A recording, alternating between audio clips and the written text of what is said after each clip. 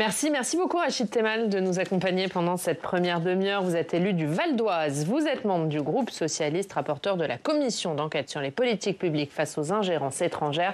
On va évidemment revenir sur les travaux de votre commission d'enquête, mais ça rejoint un peu ce qu'a dit Emmanuel Macron. On l'a dit dans le journal, on va y revenir dans quelques instants. D'abord, hier, lors de l'inauguration de la piscine, vous l'avez entendu, il a réaffirmé son ambition pour la cérémonie d'ouverture.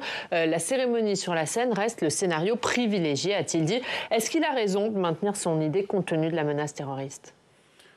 D'abord, je rappelle que ce sont les Jeux de Paris, donc c'est la ville de Paris, Anne Hidalgo, qui a obtenu et qui les porte aujourd'hui.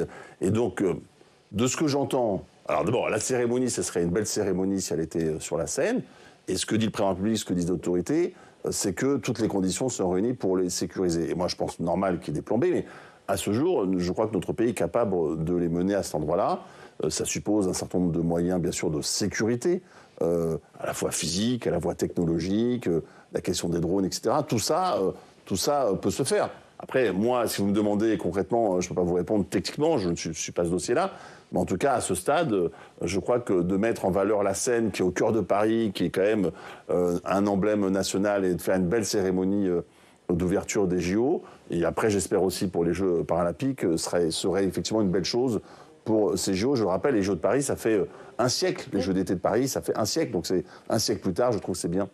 Le chef de l'État, qui on l'a entendu aussi, s'est dit certain que la Russie ciblait ces Jeux Olympiques en termes informationnels, en laissant entendre que la France ne serait pas prête. Et il a également dénoncé les commentaires, je le cite, baroques et menaçants des Russes, après que la Russie a dit espérer que les services français ne soient pas impliqués dans l'attentat de Moscou. Est-ce que la Russie nous mène aujourd'hui une cyberguerre ?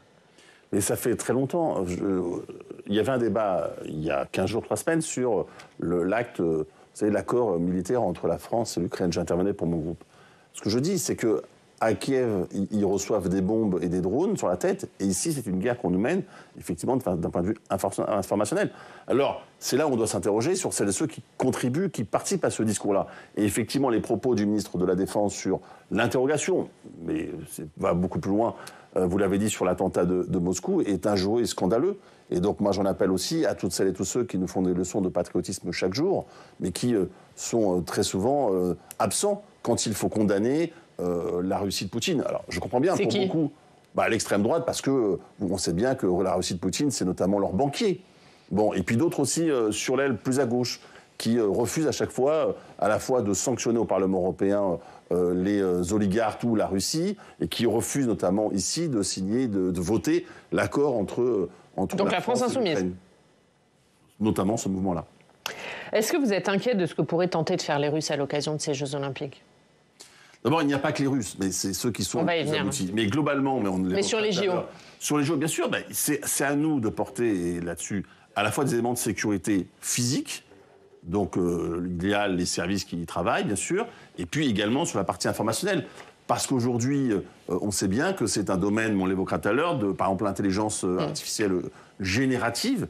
Elle crée aujourd'hui des visages, des campagnes où on se demande si tout cela est vrai. Donc cela pose la question de la rigueur, notamment de la compréhension des informations. Donc oui, il nous mène une guerre informationnelle, et oui, nous devons renforcer nos moyens de défense, parfois même d'attaque, et donc c'est notamment l'objet de la commission d'enquête dont j'ai la charge avec le président Delège. Et on va en parler tout de suite, cette commission d'enquête sur les politiques publiques face aux ingérences étrangères. On va faire le point sur vos travaux. Quentin Calmet nous rejoint.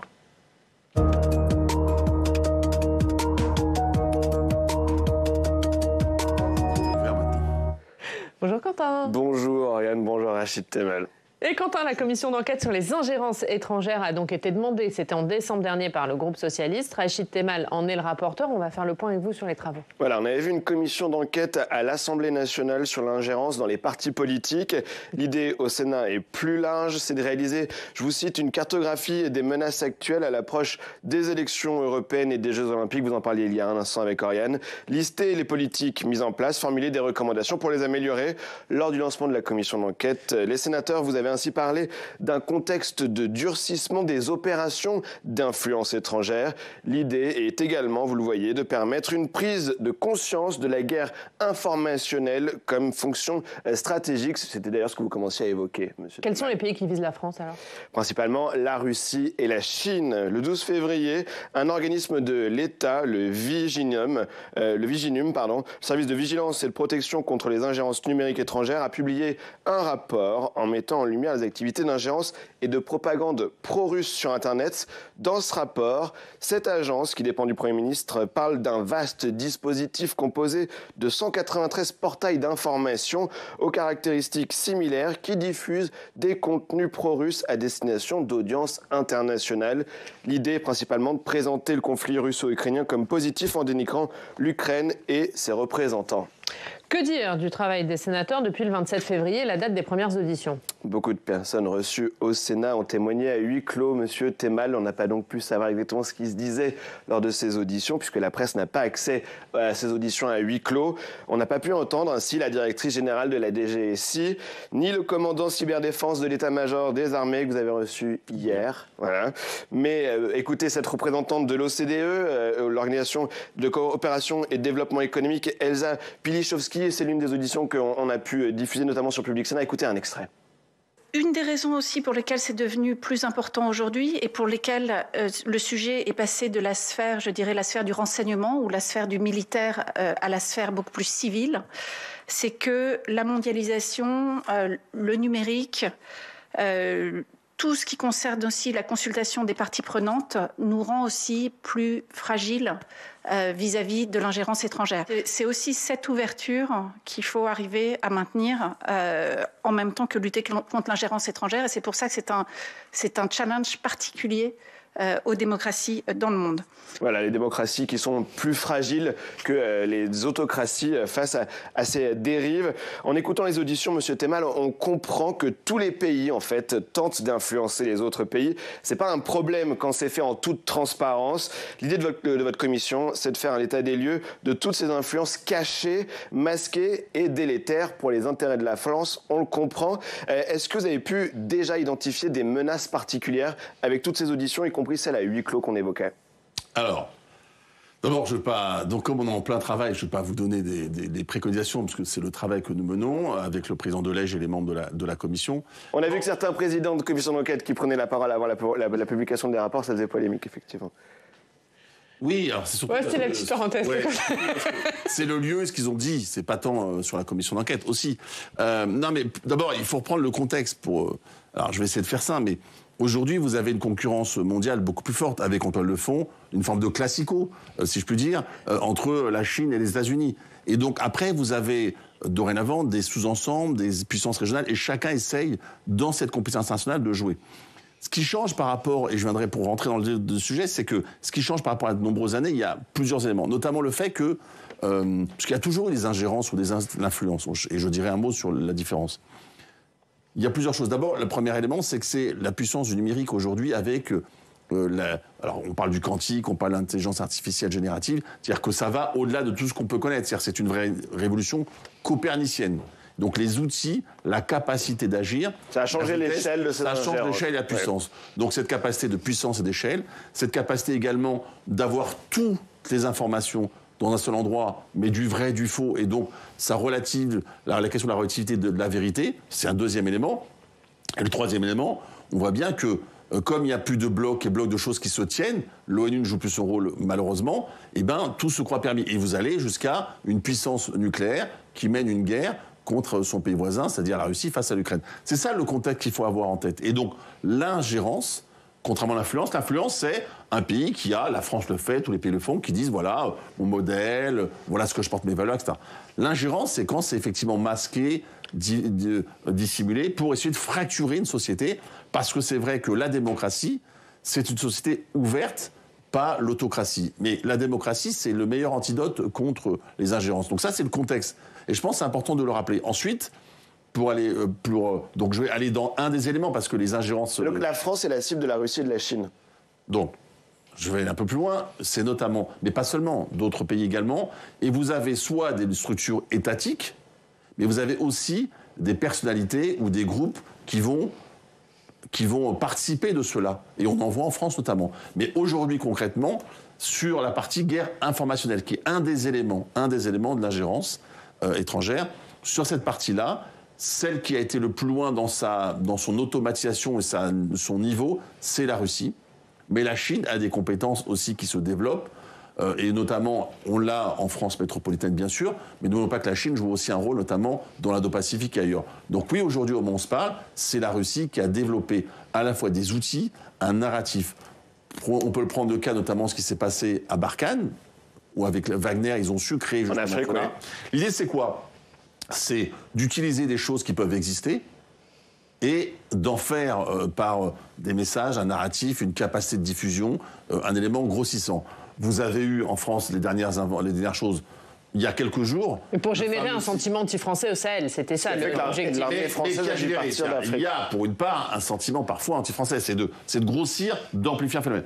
Il y a quelques jours, vous l'avez vu, il y a eu une opération où ils ont su faire usurper le site des ministères des Armées, notamment sur la question de l'armée de terre, pour expliquer qu'on envoyait 2000 troupes en Ukraine. Oui, on va y revenir, c'est les deepfakes. On va y revenir sur la question des deepfakes. Vous avez aussi, par exemple, le fait que, on l'a vu, les étoiles David bleues, les punaises de lit. Donc les punaises de lit, ils prennent un élément qui peut arriver, et ils en grossissent quoi? C'était quoi l'idée? C'est-à-dire, vous voyez, en France, c'est sale, c'est dégueulasse, ça marche pas, et donc les JO sont compromis. Et donc l'image de la France est compromise, et donc on dégrade la puissance de la France. C'est ça la logique qui est aujourd'hui portée. Quentin, justement, sur les deepfakes, en mauvais français, vous allez nous expliquer ce que c'est. Vous avez aussi des partis politiques qui sont financés par la Russie, parce que vous évoquez une commission d'enquête à l'Assemblée, il faut le dire aux téléspectateurs, c'est le RN qui essayait de se blanchir parce que son banquier de Russie menait une guerre en Ukraine. C'est ça, là, ce qui a été fait à l'Assemblée.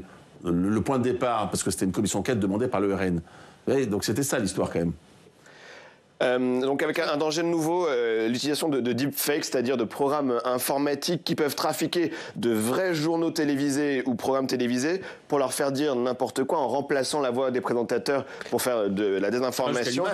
Ça va jusqu'à même l'image. Absolument. Une image. Les lèvres des présentateurs peuvent être bougées.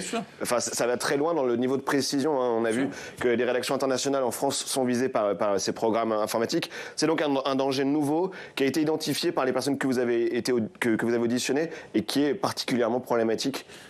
Oui, alors c'est ce que j'évoquais, l'intelligence artificielle générative. Oui. Et l'ARCOM n'a pas le moyen, par exemple. Mais c'est pour ça qu'on fait une commission d'enquête et qu'on fera des préconisations. Bon, mais il y a plein de sujets. Non, mais là, vous avez commencé vos auditions. Est-ce que la France a les moyens, justement, de lutter face à cette menace, qui est une menace un peu de type nouveau, quand même? Donc, la France y travaille, mais je vous donnerai les conclusions quand on aura les conclusions. Mais en tout cas, bien sûr qu'on a cet angle-là en vue et on y travaille. Mais donc, c'est vrai que là-dessus... Après, il y a un autre élément qu'il faut avoir en tête. Les big tech.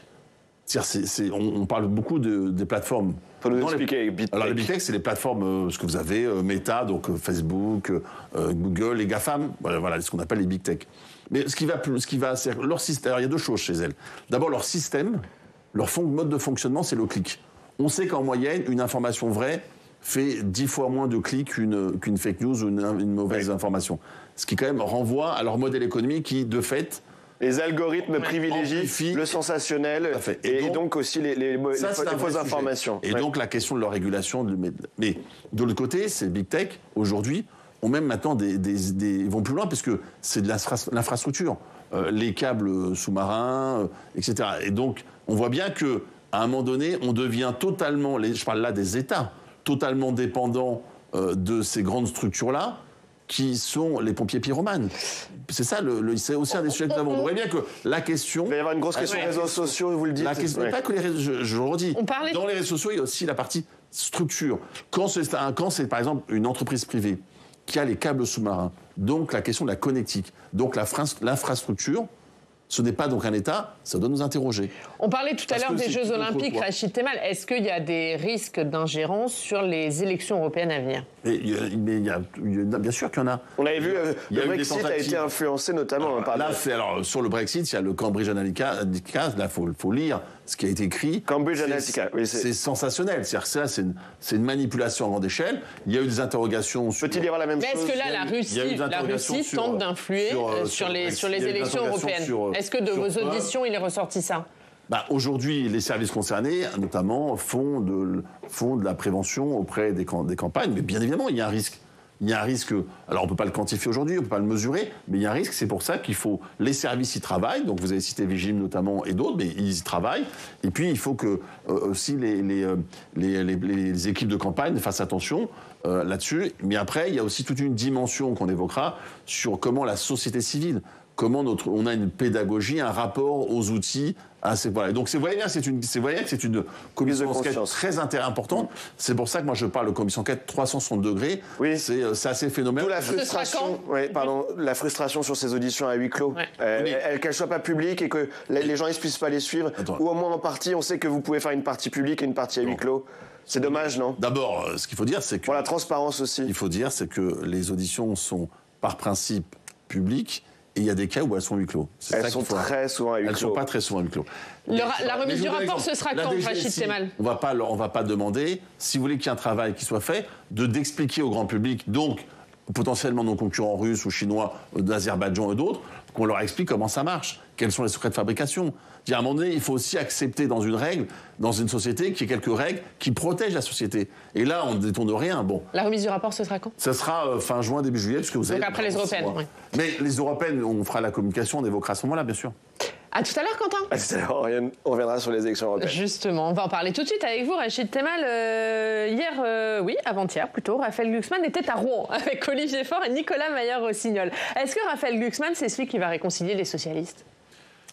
Moi, ce n'est pas la mission que je souhaite porter dans les sens que j'ai eu avec Raphaël Glucksmann. Ce qu'on souhaite, c'est que Raphaël Glucksmann soit celui qui permette pour la France de faire le plus gros score. Parce que l'enjeu, j'entends bien dans le débat, certains parlent du 9 juin au soir. Bon. Mais moi, ce qui m'intéresse, c'est les 5 prochaines années au Parlement européen. Parce qu'il faut le dire à vos téléspectateurs. Au Parlement européen, c'est ça qui se joue. Qui sera la majorité de demain au Parlement européen, la droite ou la gauche, et donc influencer les politiques européennes et porter des politiques de gauche. Prenez tous les sondages, il y a à peu près aujourd'hui une cinquantaine de sièges entre ce qu'on appelle le PPE, la droite, et les socialistes, parce que c'est les socialistes qui s'appellent socialisme et démocratie, enfin les sociaux-démocrates, les socialistes. Bon. À l'avantage de la droite. Alors, pour l'instant, 50. Bon. Donc si on se dit que sur 27 États, si chaque parti socialiste récupère 2-3 sièges, nous sommes majoritaires. Nous sommes majoritaires. Et on change l'Europe. Et donc, ce que Raphaël Glucksmann évoque de réveiller l'Europe. Donc ça, moi, qui est l'enjeu, c'est-à-dire une Europe qui pourra développer l'industrie, donc les emplois, qui pourra alors les protéger, faire de l'écologie, qui pourra faire de la sécurité, voilà, produire, partager, protéger les Européens. C'est ça l'enjeu de l'élection européenne. Donc oui, Raphaël Glucksmann est la meilleure personne pour porter notre liste, c'est ce qu'il fait d'ailleurs très bien. Et oui, nous devons apporter plus de sièges, nous les socialistes français, pour que les socialistes européens gagnent le Parlement européen, ce qui serait une première d'ailleurs dans l'histoire du Parlement européen. Alors, il y a un enjeu européen, évidemment, il y a aussi un enjeu national, c'est difficile de le nier. Est-ce que l'objectif, c'est d'être en tête des listes de gauche pour vous, pour pouvoir repenser la NUP autour du PS? Oui, je vous dis que pour moi, l'enjeu, c'est l'Europe, puisque je rappelle que c'est près de 400 millions. Et on vous a entendu là-dessus. Est-ce qu'il n'y a pas aussi un objectif interne à la gauche, d'être en tête des listes de gauche pour pouvoir repenser la NUP autour du PS? Alors, moi, je ne sais pas, vous parlez de la NUP, c'est votre souci, mais moi, ce qui m'intéresse, c'est que les socialistes soient le plus haut possible, parce que, effectivement, en France, la gauche gagne quand les socialistes sont hauts et fédèrent avec autour d'eux la gauche. Donc, il y a un enjeu aussi d'être en tête des listes de gauche. Ah non, je vous le redis, que pour moi, l'enjeu, c'est la question européenne. Vous l'emmenez sur le terrain français, je vous réponds. Mais si moi, Oui, mais est-ce que vous n'allez pas faire une démonstration avec cette élection européenne? Vous n'étiez pas pour la NUP, vous n'étiez pas pour l'alliance avec LFI. Est-ce que vous ne voulez pas aussi... Moi, je suis pour l'alliance, j'ai toujours été pour l'alliance avec la gauche. Mais pas avec la France insoumise. Est-ce que vous ne voulez pas... Je ne suis pas d'accord sur la ligne politique. Parce que le problème d'une union, c'est pas l'union pour l'union. D'ailleurs, l'union, elle peut faire gagner comme elle peut le faire perdre. Et on l'a vu notamment aux législatives. La question, c'est quelle ligne politique, c'est-à-dire qu'est-ce que vous proposez votre projet aux Français? Un projet qui a comme centre, centre entre guillemets, LFI, je crois que chacun peut le noter, ça ne marche pas. Quand le centre de gravité de la gauche, le projet que porte la gauche, il est, on va dire, celui de la socialiste, social-démocrate, qui a cette capacité à la fois de faire avancer des mesures de progrès social, mais également de réalisme politique, ça marche, puisque c'est comme ça qu'on gagne les élections. Donc moi, ce qui m'intéresse, c'est le projet. Donc oui, le projet de LFI, je ne participe pas de cela, et je crois que les électeurs non plus. Et oui, un projet autour des valeurs socialistes qu'on connaît, et qui soit, encore une fois, modernisé, et donc qui répondent aux enjeux des Français. Donc pour montrer que vous avez raison, il faut que Raphaël Glucksmann soit en tête des listes de gauche. pour que l'Europe passe à gauche et que l'Europe change, il faut que Raphaël Glucksmann soit en tête de la gauche, oui, et qu'on gagne plus de sièges qu'en 2019. Est-ce que, juste une dernière question là-dessus, est-ce que derrière des européennes, au soir du 9 juin, va se poser la question au Parti socialiste de mettre fin ou pas au moratoire? Puisqu'actuellement, il y a un moratoire avec la NUP. Est-ce que cette question doit être posée rapidement et est-ce que pour vous, il faut mettre fin rapidement à ce moratoire et rompre définitivement les liens avec la France insoumise? Mais je vais vous faire un aveu, mais je crois que plus personne ne parle de la NUPES. Parce que vous m'interrogez dessus, mais j'ai beau écouter le débat public, depuis plusieurs mois, plus personne ne parle de la NUPES. La France insoumise continue à en parler, en disant qu'il faut toujours l'union de la gauche et qu'il faudra que la gauche se retrouve. Ils font l'union de la gauche, ils passent leur temps, ces dernières semaines, non pas à taper sur l'extrême droite ou la droite, ou sur le gouvernement. Vous avez M. Ruffin qui fait une lettre publique, quand même, d'une violence inouïe contre Raphaël Glucksmann, et il y a 2 jours, Manon Aubry, tête de liste LFI. C'est quand même bizarre comme méthode pour dire on est dans une union. Donc je crois qu'à part vous, je crois que plus personne ne parle de la NUPES ni de LFI. Donc encore une fois, je crois que les choses sont derrière nous. Donc c'est clair que l'union de la gauche pour vous, elle sera sans LFI à l'avenir. Non mais je recommence. Il faut d'abord un projet de société. Arrêtons de parler d'étiquettes. On parle d'un mécanisme d'étiquette. Est-ce que la personne qui nous écoute et qui, par exemple, va prendre son service parce qu'elle va tout à l'heure être à la caisse du Auchan ou celui qui va non, mais tout à l'heure... c'est bien, Rachid Temal, il faut des gens pour porter les projets. Il faut des gens pour incarner les projets. Ce qui intéresse les gens pour qui on doit se battre, la classe moyenne et la classe populaire, c'est le projet. C'est pas de savoir combien on aura d'étiquettes. Et c'est qui incarne ce projet? Oui, mais commençons par le projet. Moi, ce qui m'intéresse, c'est que le Parti socialiste, après les européennes, est un nouveau projet de société. Parce que je vais vous dire un truc sur Raphaël Glucksmann. Vous voyez bien, quand quelqu'un porte des valeurs haut et fières, il dit voilà, moi, voilà mon espace, voilà où je porte mes valeurs, voilà ce que je propose. Il est aujourd'hui en tête de toute la gauche. C'est peut-être un bon exemple. Donc plutôt que de refaire un mécano des étiquettes, qui n'intéresse que nous, les journalistes ou les hommes politiques, regardons plutôt ce qu'est un projet pour les Français, tournons-nous vers les Français. Et je pense que le moment venu de la présidentielle, c'est 2027. Entre-temps, il se passera plein de choses, et je crois qu'il faut entre-temps se préoccuper des Français. On termine par l'actualité dans nos régions. On va à Mulhouse. On retrouve Emmanuel Delahaye. Bonjour Emmanuel. Merci beaucoup d'être avec nous, journaliste à l'Alsace et aux dernières nouvelles d'Alsace. On va évoquer avec vous le plan pour la ruralité de la région Grand Est. Tout à fait. Bonjour Ariane. Alors, le plan pour les ruralités, figurez-vous, parce qu'il y en a eu un premier en 2016, et celui-ci ambitionne d'élargir l'action de la région Grand Est en la matière. Il sera l'unique point à l'ordre du jour d'une séance plénière décentralisée organisée exceptionnellement ce vendredi à Verdun. Et en matière d'aide à la ruralité, le Grand Est ne part pas de zéro, vous l'avez compris. Il s'enorgueillit par exemple d'avoir déployé la fibre optique sur tout son territoire. Il reste malgré tout la région la plus rurale de l'Hexagone. Ça représente 94% de sa superficie, plus de 4500 communes, avec des situations en plus qui sont extrêmement variées. Il n'y a pas grand-chose à voir entre un village de la plaine de Champagne et un autre en haut perché dans le massif des Vosges. D'où ce nouveau pacte soigneusement fignolé depuis plusieurs mois, doté de plus de 800 millions d'euros de crédits par an, et fort d'une centaine de mesures. Alors rassurez-vous, je ne vais pas vous les énumérer toutes, je vous donne juste 2 exemples.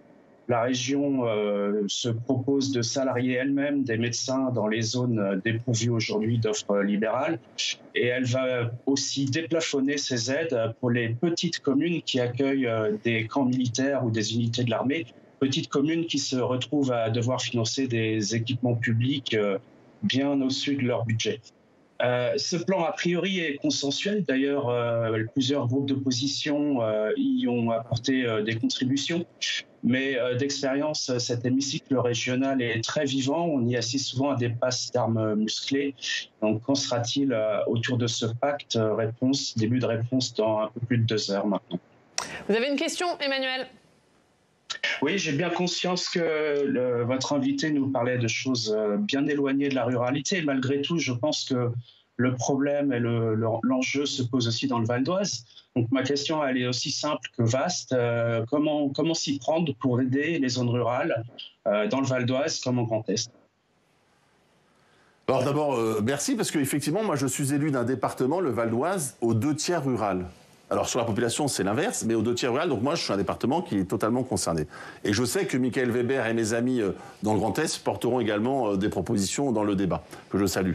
Dans le Val d'Oise, comme vous l'avez dit, d'abord il y a des ruralités, et donc il y a plusieurs éléments. Il y a les agriculteurs, c'est comment maintenir des terres cultivables et comment avoir un revenu décent. Donc c'est aussi la question du revenu, la question des chaînes de distribution. Il y a notamment une expérience intéressante puisque moi je siège au parc naturel régional du Vexin français et on a donc une partie très rurale, on a un accord avec à côté de ça une grande agglomération, celle de Cergy-Pontoise, et donc sur notamment production, distribution dans la restauration collective. C'est notamment un exemple, mais vous l'avez dit vous-même, ce qu'a su faire le Grand Est, notamment sur la question de la connexion, qu'elle soit numérique, mais qu'elle soit également dans les transports, c'est des sujets importants. La question aussi du maintien des écoles. Nous nous sommes battus dans le même secteur pour qu'il y ait enfin un lycée, nous, à Magnan-Vexin, parce que les gamins faisaient chaque matin 1h30 pour aller au lycée, et 1h30 le soir, on peut constater que dans ce cas-là, on a moins de chances que d'autres d'être bons dans l'école. Donc voilà, c'est de se dire que la proximité, il faut pouvoir être en capacité, quand on est dans le monde rural, d'avoir les mêmes services que partout en France. Il faut cette égalité républicaine. Donc je l'ai dit, les revenus pour les agriculteurs, des services publics pour les habitants, aussi construire des habitations parce qu'il y a aussi une question de logement dans ces zones-là, et puis avoir les services à proximité. Je crois que c'est comme ça qu'on peut effectivement faire en sorte que la ruralité, qui est une chance pour la France, de toute son histoire, d'abord parce que la ruralité, vous l'avez dit, ça nourrit la France. C'est aussi comment on maintient les paysages, les terres, et qu'on maintient la diversité, la biodiversité, etc. Donc la région Grand Est a raison de travailler sur ces questions-là.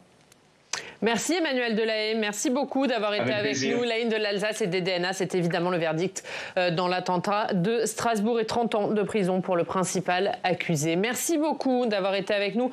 Un dernier mot, Rachid Temal, avec vous sur une actualité d'hier. La France a été condamnée hier par la Cour européenne des droits de l'homme pour les conditions de vie des harkis dans les camps où ils ont été reçus à leur arrivée d'Algérie dans les années 60 et 70, des conditions de vie jugées pas compatibles avec le respect de la dignité humaine. Et la CEDH estime que les montants accordés comme réparation ne sont pas suffisant. Est-ce que vous êtes d'accord avec ça? Oui, parce que d'abord, je rappelle qu'ici, avec mon groupe, moi j'étais la chef de file pour mon groupe, le groupe socialiste, écologiste et républicain, on a déposé des amendements avec 2 éléments rapidement. Le premier, c'est que d'abord, la loi ne prenait pas en compte l'ensemble des harkis parce que n'étaient intégrés que ceux qui étaient dans des camps, qui soient notamment forestiers ou d'autres, mais pas ceux qui étaient venus, qui s'étaient finalement eux-mêmes implantés, avaient su se débrouiller, entre guillemets. Donc ils n'étaient pas dedans. Deuxième élément, c'est vrai que moi je considérais, et je considère toujours, qu'un forfait, c'est pas bien. Parce que c'est comme dans un tribunal autre chose. Vous avez besoin de raconter votre histoire, et à l'aune de ce que vous avez vécu, qu'il y ait une estimation, vous avez le sentiment qu'une juste réparation. Et là, c'était, en fonction des années, vous avez tel forfait. Et c'était pas, je crois, respectueux de leur histoire. Donc je pense que les 2 points que nous avions vécu à l'époque restent d'actualité. Moi, j'espère rapidement maintenant que d'ailleurs on a souhaité nous entendre la commission, parce qu'il y a une commission qui existe, le président qui a été nommé, c'est M. Bockel, pour faire un bilan. On le fera d'ailleurs au niveau du groupe d'amitié France-Algérie que je préside. On fera le bilan, on l'a invité à venir, il a donné son accord et je le remercie, parce que je crois que ces 2 aspects-là méritent d'être travaillés. Et là, donc l'ensemble des harkis d'une part, et je crois une juste réparation au regard de l'histoire personnelle et non pas un barème qui a quand même une dimension administrative qui fait un peu froid parfois dans le dos. Un dernier mot, puisque l'Assemblée nationale a reconnu la semaine dernière le massacre du 17 octobre 1961. Valérie Boyer, qui est sénatrice des Bouches-du-Rhône, a dit qu'elle redéposait au Sénat son texte visant à reconnaître les massacres de la rue d'Isly du 26 mars 62 et d'Oran du 5 juillet 1962. Est-ce que vous voterez ce texte? Mais je vais dire à Mme Boyer et à ses amis que je rappelle que le premier texte qui a été déposé sur le 17 octobre 61, c'est par moi, en mai 2021, ici au Sénat. Mais elle a dit qu'il ne faut pas reconnaître que le 17 octobre 61, il faut reconnaître les autres massacres. 17 octobre 61, ici. La différence, je vais vous le dire, le 17 octobre 61, c'est une histoire française. C'est une police française, sous une direction d'un préfet français, qui massacre des Français, parce qu'à l'époque c'était ça, qui voulait dans une manifestation pacifiste, c'est français. Moi, je dis à Mme Boyer, pourquoi elle refuse le 17 octobre 61 en France et d'autres, ce qui s'est passé. Moi, je n'ai aucun souci, entendez bien, je n'ai aucun souci à travailler sur l'ensemble des mémoires, qu'elles soient celles du 17 octobre 61 ou celles, effectivement, de ce qui s'est passé à rue d'Isly, à Oran. Mais je dis à Mme Boyer, est-elle, elle, favorable à discuter, justement, de l'ensemble des mémoires? Moi, je suis pour les mémoires complémentaires parce que c'est la réalité de notre pays, sa diversité. Donc, je lance un appel aujourd'hui à Mme Boyer et à M. Retailleau, avec qui j'avais des échanges à l'époque. Faisons ce travail, mais pour l'ensemble des mémoires. Et je pense qu'à ce moment-là, le Sénat se grandira non pas d'une résolution comme ça a été fait à l'Assemblée, mais d'une proposition de loi qui dit reconnaissance et commémoration annuelle de l'ensemble des faits à l'époque sur le territoire français ou à l'époque sur le territoire français à Paris ou à Alger. Merci Rachid Temal. Merci beaucoup d'avoir été notre invité dans le Club des Territoires. On reviendra sur la campagne des Européennes. Mais d'abord, on va accueillir notre prochain invité. Stéphane Troussel nous rejoint.